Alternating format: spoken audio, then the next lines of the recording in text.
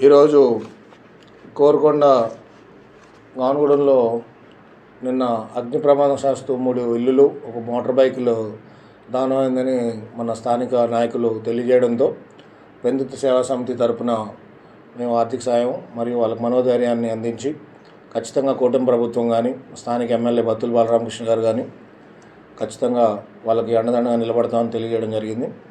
అదేవిధంగా ఈరోజు మీ అందరికీ కూడా తెలిసిన న్యూసే, మొన్న మా రాష్ట్ర ముఖ్యమంత్రి వర్యులు శ్రీ నారా చంద్రబాబు నాయుడు గారు ద విజనరీ లీడర్ 75వ పుట్టినరోజు సందర్భంగా పెందుర్తి సేవా సమితి తరపున మా మంత్రివర్యులు chief ministers programme coordinator Pendurti Venkatesh garu మన రాజానగరం 10 సంవత్సరాలు శాసనసభ్యులుగా సేవలందించి అదేవిధంగా ప్రతిపక్ష నేతగా కూడా తనదైన శైలిలో ప్రజల కోసం పోరాడిన పెందుర్తి వెంకటేష్ గారు కానీ మేము కానీ నియోజకవర్గంలో మీ అందరికీ తెలుసు 2014 టు 2019 మధ్య జరిగిన అభివృద్ధి కార్యక్రమాలు కానీ దాంట్లో ముఖ్య అభివృద్ధి కార్యక్రమం మన ఎయిర్పోర్ట్ ఎంత అభివృద్ధి చెందిందో ఈరోజు కనెక్టివిటీ కూడా మీరు చూస్తే ఎయిర్పోర్ట్ చాలా స్పీడ్గా గ్రో అవ్వడం జరుగుతుంది.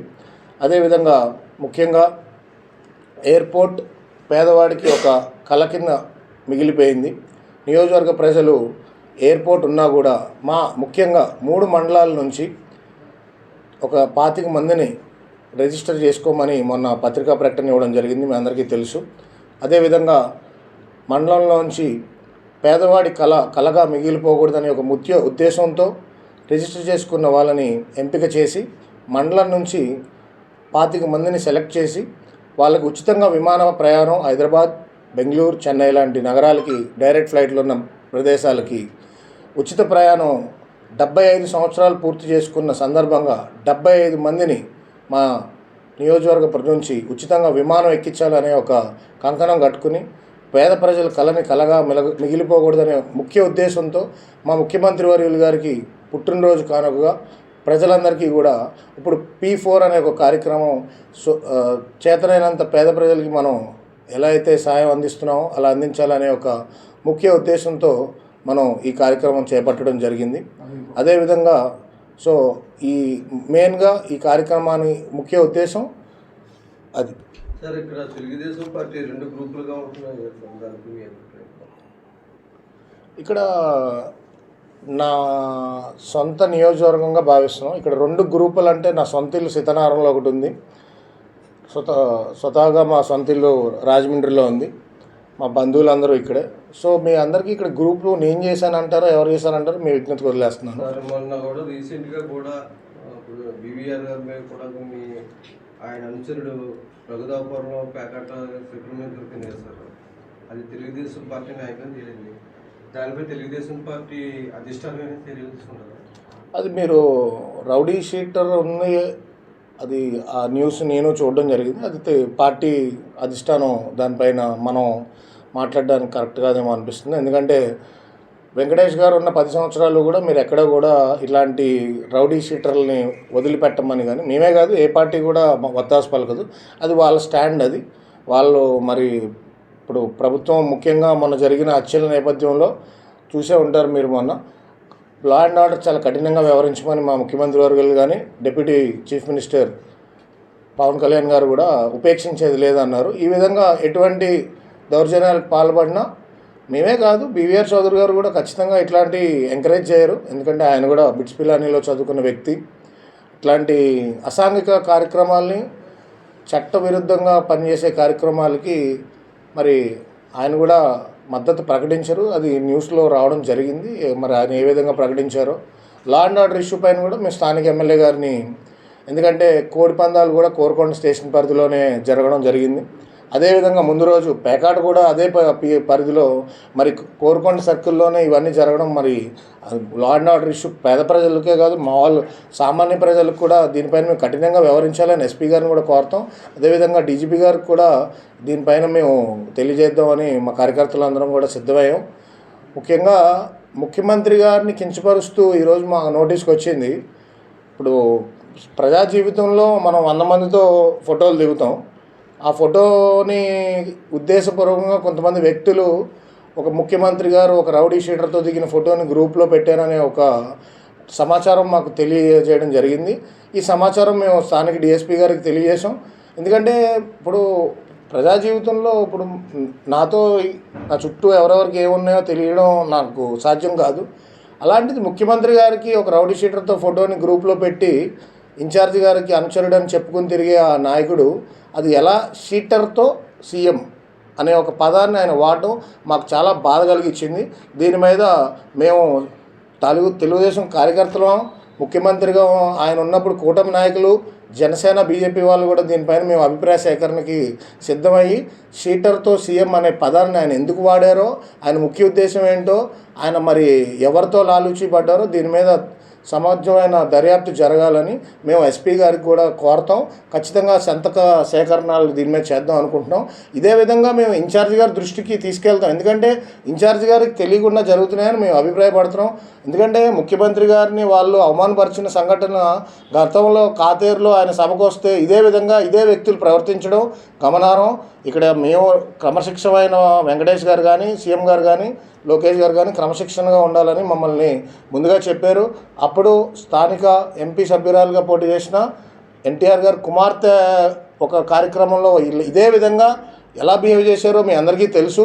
ఆవిడ మహిళ అని చూడకుండా ఆ ఫ్లెక్సీలు చింపేయడం కానీ ఇవన్నీ కూడా చాలా పార్టీకి డ్యామేజ్ చేసే విధంగా ఉందని మేము అభిప్రాయపడుతున్నాం.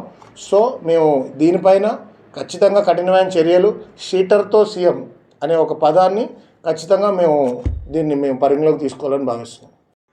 తెలుగుదేశం పార్టీ నాయకులు కానీ, కార్యకర్తలు కానీ మనం పెట్టే ఏ పోస్ట్ అయినా కానీ ప్రజలు గమనిస్తారు. కాబట్టి బాధ్యతారహితంగా ఉన్న నాయకులు, కార్యకర్తలు దయచేసి ఇన్ఛార్జి గారు డైరెక్షన్లో వీళ్ళు పెట్టకపోయినా అదంతా కూడా పార్టీకి, ఇన్ఛార్జి గారికి డ్యామేజ్ అవుతుందని మేము అభిప్రాయపడుతున్నాం. కొంతమంది వ్యక్తులు స్వార్థ ప్రయోజనం కోసం, వారి యొక్క స్వార్థాల కోసం సీఎం గారిని కానీ, పార్టీని కానీ డ్యామేజ్ చేద్దామని చూస్తే నేను ఒక సామాన్య కార్యకర్తగా ఈ నియోజకవర్గంలో ఎన్నో ఏళ్ళగా మా కుటుంబం కానీ మీ అందరికీ తెలుసు, సర్పంచ్ స్థాయి నుంచి ఈరోజు క్యాబినెట్ స్థాయి వరకు మా కుటుంబంలో పార్టీ కోసం సేవలు అందించడం జరిగింది.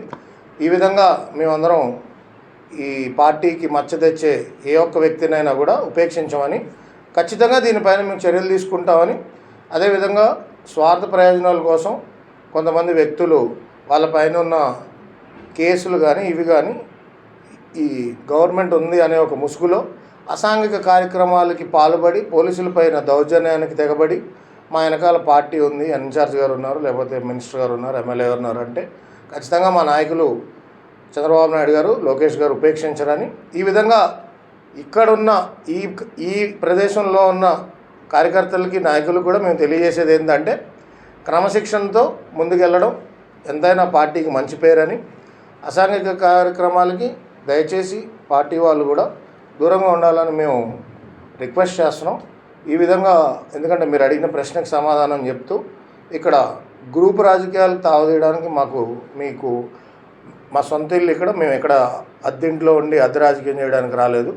ఖచ్చితంగా వెంకటేష్ గారి యొక్క అడుగుజాడల్లోనే మీ అందరికీ తెలుసు, ఇన్ఛార్జి కింద ఆయన ఇక్కడ తీసుకొచ్చి ఆయనకు జరిగిన కొన్ని సంఘటనల వల్ల ఆయన తప్పుకుని ఈ బాధ్యతలు వేరొకరికి అప్పగించాలని ఆనాడు పార్టీ అధ్యక్షులకి తెలియజేయడం జరిగింది. అదేవిధంగా ఆయన తెలియజేసిన విధంగానే ఇక్కడ బీవీఆర్ గారిని తీసుకొచ్చి ఆయన సమక్షంలో మీ అందరినీ పరిచయం చేసి ఇతనే మీ ఇన్ఛార్జ్ అన్నారు. తర్వాత ఉన్న సంఘటనలతో మీరు లోతుగా పరిశీలించుకుంటే ఇక్కడే కాకుండా గత నియోజకవర్గంలో కూడా ఇదే రిమార్క్ ఉంది. గ్రూప్ రాజకీయాలు ఎవరు చేశారో, రుడా చైర్మన్ ప్రమాణ స్వీకారోత్సవం కార్యక్రమంలో ఎవరు కొన్ని ఫోటోలు తీసేశారో, ఎవరు స్వార్థం చేద్దాం అనుకున్నారో కాలం నిర్ణయిస్తుంది. ఈ లక్ష్మీ నరసింహస్వామి ఆశీస్సులు పెందుర్తి కుటుంబం పైన ఎల్లప్పుడూ ఉంటాయని, ముఖ్యంగా రాజానగరం నియోజకవర్గ తెలుగుదేశం నాయకులు, కార్యకర్తలు, పెందుర్తి వెంకటేష్ గారి వల్ల లబ్ధి పొందిన ప్రతి ఒక్కళ్ళు ఈరోజు ఇటున్నా అటున్నా ఆయన ద్వారా లబ్ధి పొందిన ప్రతి ఒక్కరు మనస్సాక్షికి తెలుసు వెంకటేష్ గారు ఎటువంటి వ్యక్తో. కానీ రాజకీయంలో కొన్ని కారణాలు, వాళ్ళ సొంతకు కూడా కారణాలు ఉంటాయి, ఎవరిని తప్పుపట్టడానికి లేదు. మేము ఎప్పుడు పెద్ద మనసుతో అందరూ మా నాయకులే, అందరూ మా కార్యకర్తలే అని ఒక స్టాండ్కి వచ్చాం. ఎవరైనా కానీ మమ్మల్ని కలవచ్చు, మా ద్వారా అయ్యే పనులు మేము చేయగలుగుతాం, ఎమ్మెల్యే గారి ద్వారా అయ్యే పనులు ఆయన చేయగలుగుతారు, రుడా చైర్మన్ గారి ద్వారా అయ్యే పనులు ఆయన చేయగలుగుతారు. ఇక్కడ వ్యక్తిగతంగా మాకు బీవీఆర్ గారితో ఎటువంటి ఇది లేదు. కొంతమంది 4-5 స్వార్థ నాయకులు, కార్యకర్తలు నాయకులుగా చలామణి అవుతున్నారు. అలాంటి వ్యక్తులు తప్ప ఇక్కడ మాకు కానీ ఆయనకు కానీ ఎటువంటి డిస్టర్బెన్స్ లేదు. దయచేసి ఈ డిస్టర్బెన్స్ని కొంతమంది స్వార్థం కోసం దీన్ని పెద్దది చేసి భూతద్దంలో పెట్టి వాళ్ళు దీన్ని పెద్దది చేయడం తప్ప, మేమందరం కూడా బీవీఆర్ గారి ఇన్ఛార్జ్గా ఉన్నప్పుడు ఆయన గైడ్లైన్స్ దాటి మేమేమి కమిటీలో ఇదేయండి అదేయండి అని ఆయన ఎప్పుడూ ఒత్తిడి చేయము మేము. ఎందుకంటే ఆయన ఇన్ఛార్జ్ కాబట్టి ఆయన స్టాండ్లో వెళ్తాం. ఆయనకు అడ్డు పెళ్ళిపోయి ఏమన్నా ఆయనకు అడ్డగోలుగా చేస్తే మేము గ్రూప్ అనుకోవచ్చు. కొంతమంది నేను సేవ చేయడం కూడా వాళ్ళకి నచ్చకపోతే ప్రజలకి సేవ కూడా అందించొద్దు, ప్రజలకు ఆర్థికంగా నేనేమి పార్టీ నుంచి నేను వాళ్ళ పదవులు పొంది లేకపోతే డబ్బులు సంపాదించుకుని, కొంతమంది తెలుసు ఇక్కడ ఏ విధంగా నాయకులు డబ్బులు సంపాదించుకున్నారో ఆ విధంగా నేనేం ఖర్చు పెట్టట్లేదు. నేను నా స్వతహాగా సంపాదించిన డబ్బుని ప్రజలకి ఖర్చు చేద్దామనే ఒక ముఖ్య ఉద్దేశంతో అగ్నిబాధితులకు కానీ పేద విద్యార్థులకు కానీ తోచినంత సహాయం చేయడం వల్ల ముందుకెళ్తున్నాను. దీన్ని కూడా అడ్డుకోవడానికి కొంతమంది ప్రయత్నిస్తే ఉపేక్షించనని, తదుపరి చర్యలు కఠినంగా ఉంటాయని ఈ విధంగా నేను కొంతమంది అల్లరమూకలు కానీ ఎవరైనా కానీ సీఎం గారి పైన కానీ పార్టీ పైన కానీ సొంత కార్యకర్తలే, మొన్న మీరు దయచేసి గమనించాలి, సొంత పార్టీకి చెందిన వ్యక్తి భారతి గారి మీద కమెంట్ చేస్తే ఎటువంటి చర్యలు తీసుకున్నారో మీరు చూశారు. మహిళల పైన కానీ సీఎం గారి పైన కానీ తెలుగుదేశం పార్టీకి సీఎం గారి పైన వ్యవహారం వాళ్ళకి ఏమైనా నచ్చకపోతే వెళ్ళి వాళ్ళకి ఇన్ఛార్జ్లో గ్రీవెన్స్లో పెట్టుకోమనాలి. అంతేగాని సీఎం గారిని ఉద్దేశించి లోకేష్ గారిని ఉద్దేశించి మీరు ఎటువంటి పోస్టులు పెట్టినా ఉపేక్షించమని, పెందుర్తి వెంకటేష్ గారు సీఎం కోఆర్డినేటర్గా ఉన్నారనే ఒక దురుద్దేశంతో మీరు సీఎం గారిని బదనాం చేద్దాం అనుకుంటే అది తెలుగుదేశం కార్యకర్త అయినా ఏ పార్టీకి కూటమి పార్టీకి చెందిన ఉపేక్షించమని మీకు తెలియజేయడం జరుగుతుంది. సార్, ప్రస్తుతం రాష్ట్రంలోని నియోజకవర్గంలోని కూటమి ప్రభుత్వం ఆధ్వర్యంలో జరుగుతున్న అభివృద్ధి కార్యక్రమాలపై నిన్న కానీ ఈరోజు కానీ నేను లోకల్ ఈనాడు పేపర్లో చూడడం జరిగింది. ఎందుకంటే ఈనాడులో కొంచెం ఈ మధ్యని సీతారాం మండలం వైసీపీ వాళ్ళు న్యూస్ కవర్ చేస్తున్నారు. ఆందోళనకి సిద్ధం కావండి, మాజీ ఎమ్మెల్యే జగ్గంపూడి రాజనగరం నియోజకవర్గం. నిన్న ఆయన సమావేశం ఒక ఆర్టికల్ చూడడం జరిగింది ఈనాడులో సీతారాం మండలం. దానిపైన మీరు అడిగిన ప్రశ్నకి సమాధానం చెప్తూ, దయచేసి మీరు ఎటువంటి ఆందోళనలకి సిద్ధం కాకండి. మీరు ఆందోళన చేస్తే ప్రజలు ఆందోళన పడుతున్నారు. ఎందుకంటే వీళ్ళ ఆందోళన అనే ఒక ఉద్దేశంతో ప్రజల్ని మనశ్శాంతిగా మా కూటమి ప్రభుత్వం ఒక ముఖ్య లక్షణం ఎటువంటి అసాంఘిక కార్యక్రమాలు సెటిల్మెంట్లు చేయకూడదని. బహుశా వాళ్ళ ఆందోళన దేనికి సిద్ధమవుతున్నారు, కేవలం ముఖ్యమంత్రి చంద్రబాబు నాయుడు గారు ఒక గ్యాస్ బండ్ ఇచ్చారు అని తెలియజేయడం జరిగింది. ఆ ప్రెస్ పేపర్లో ఆయన ఇచ్చిన స్టేట్మెంట్. ఆ గ్యాస్ బండ్ కూడా ఇవ్వలేదు కదా గత ప్రభుత్వం.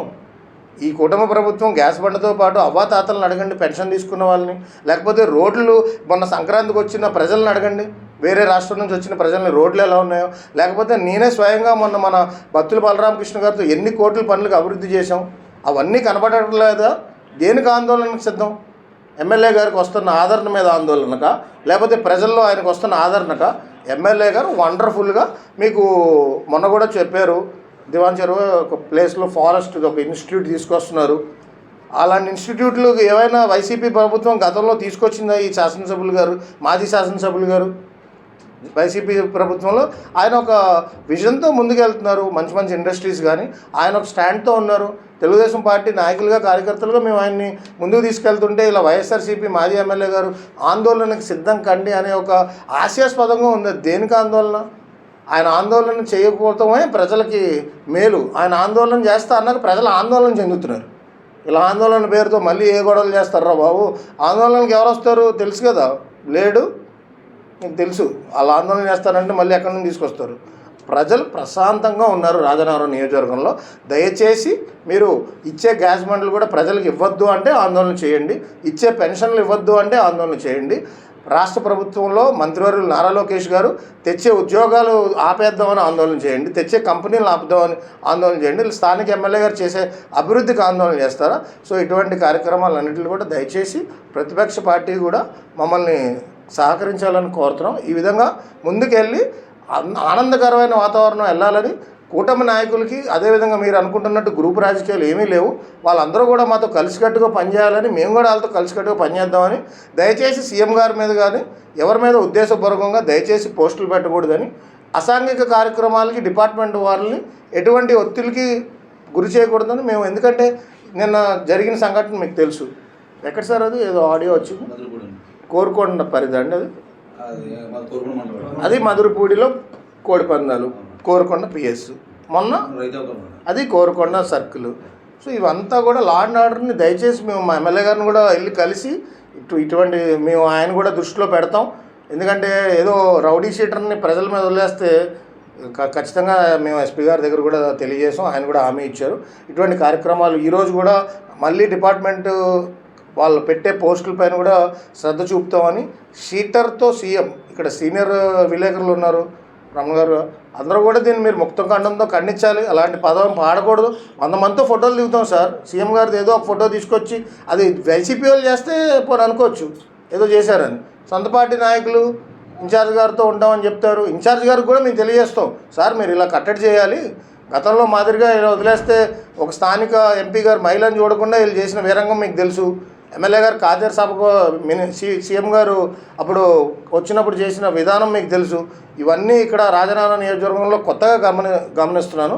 వీటికన్నిటికీ కూడా మేము ఇన్ఛార్జ్ గారి దృష్టికి కూడా తీసుకెళ్ళి మేమందరం సంతకాలు సేకరించి సీఎం గారిని ఎందుకు బదనాం చేస్తారో మేము తెలియజేయాలని ముందుగా ఖచ్చితంగా చేసి పెందుర్తి సేవా సమితి పేరుతో ముందు ఫ్లైట్ టికెట్లు ఉచిత ప్రయాణం ఇలా అనుకోని సంఘటనలు జరిగిన వాటికి కానీ ముందు పేద ప్రజల విద్యార్థులకి కండ్లు పళ్ళు అనే ఒక కార్యక్రమం, అంటే ఉచితంగా మెగా వైద్య శిబిరం, ముఖ్యంగా ప్రజలకి కళ్ళు పళ్ళు ఈ రెండింటికి కూడా మేము కంటి పంటి అర్థమైంది కదా సార్.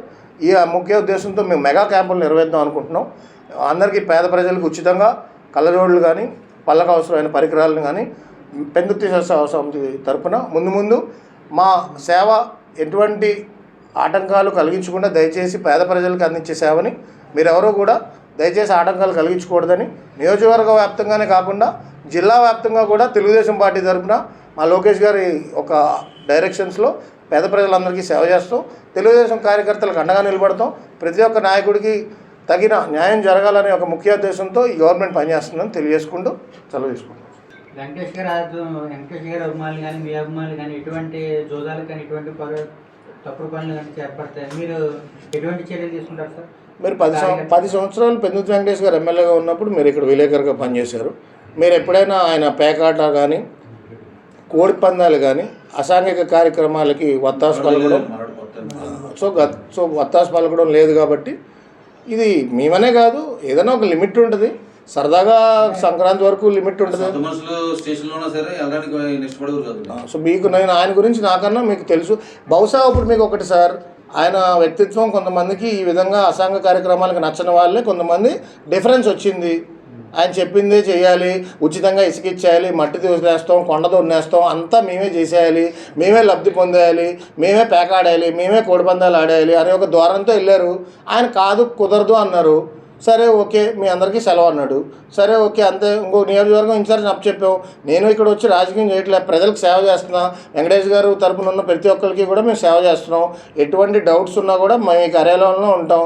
ఏమవుద్ది ఇప్పుడు పెందుర్తి వెంకటేష్ గారు హెల్ప్ అభిమానులకి ఒకళ్ళు, అలాగే తెలుగుదేశం పార్టీ ఇంకొకటి ఉంది అక్కడ కూడా బీవీఆర్ గారు ఆయనే చేస్తారు. ప్రజలకి ఇది బెనిఫిటే కదా, మాకు బెనిఫిట్ కాదు. కానీ ప్రజలందరికీ ఏమవుద్ది సార్ చెప్పండి. 3 సెంటర్ అట్లా అయ్యి ఉన్నాయి. ఎమ్మెల్యే గారు ఉన్నారు, రుడా చైర్మన్ గారు ఉన్నారు, అవసరమైతే మినిస్టర్ గారు ఉన్నారు, నా తరపున నేనున్నాను. నేను కూడా అన్నీ ఆపేసి ఇక్కడే ఉంటున్నాను కదా సార్. నేను అందరికీ అందుబాటులో ఉంటున్నాను. గోనగూడెంలో జరిగింది అగ్నిప్రమాదం, వచ్చాను. నాకు తోచినంత ఆర్థిక సాయం చేశాను. సీతారాం మండలంలో జరిగినాయి చేశాను, పేద విద్యార్థులకు చేశాను. ఇవన్నీ కూడా ఆపేద్దాం, అభిరామ్ ఆడేవాడు చేయడానికంటే ఎలా సార్? ఈ స్వేచ్ఛా ప్రపంచంలో ఎవరైనా సర్వీస్ చేయొచ్చు. నేను తెలుగుదేశం సభ్యుడిని, 2007 నుంచి తెలుగుదేశం కార్యకర్తని. నాకు ఏ పదవులు అక్కర్లే. ఎక్కడున్న ప్రతి ఒక్కరికి నేను నిలబడతాను, కార్యకర్తగానే ఉంటాను.